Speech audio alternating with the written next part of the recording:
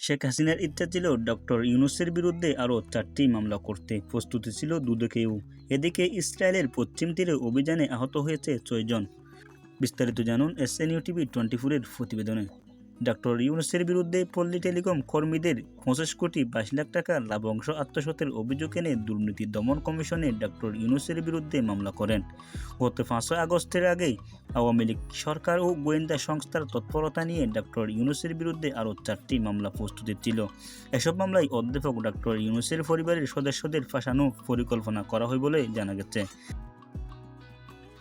কিন্তু বৈষম্য বিরোধী ছাত্র আন্দোলনের প্রেক্ষাপট বদলে যাওয়ায় সেই মামলাগুলো তাদের ভাগ্য হারায়। দুদক সূত্রে জানা যায়, ডক্টর ইউনূসের বিরুদ্ধে আগের মামলাটিও ছিল আওয়ামী লীগ সরকারের নির্দেশে দুদকেই করেছে। সাবেক প্রধানমন্ত্রী শেখ হাসিনা ডক্টর ইউনূসের বিরুদ্ধে মামলাটি করা হয়েছে বলে মূলত তার ব্যক্তিগত ইচ্ছার কারণে। শীঘ্রই অভিযোগ দায়ের নির্দেশনাও দেওয়া হয়েছিল বলে জানা গেছে।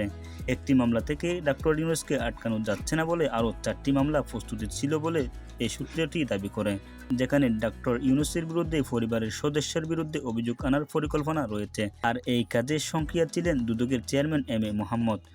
এদিকে পশ্চিম তীরে অভিযানে আহত হয়েছে 6 জনের মধ্যে মঙ্গলবার পোলিও টিকা ও দেওয়ার লড়াইয়ের বিরতির পর ইসরায়েলি বাহিনী গাজায় হামলা চালিয়ে যাচ্ছে। গত দিনে অন্তত 43 জন নিহত হয়েছে এবং কেন্দ্রীয় দের এল বহলাতে একটি হাসপাতালের কাছে 5 শিশু আহত হয়েছে।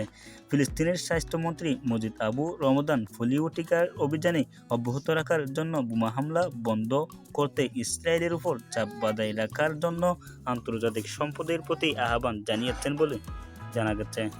তাহলে ভিডিওটি দেখে কেমন লাগলো অবশ্যই আমাদের কমেন্ট বক্সে জানাবেন, এবং আপনি যদি আমাদের চ্যানেলের প্রথম হয়ে থাকেন আমাদের চ্যানেলটি সাবস্ক্রাইব করবেন এবং ফেসবুক পেজটি অবশ্যই ফলো করবেন।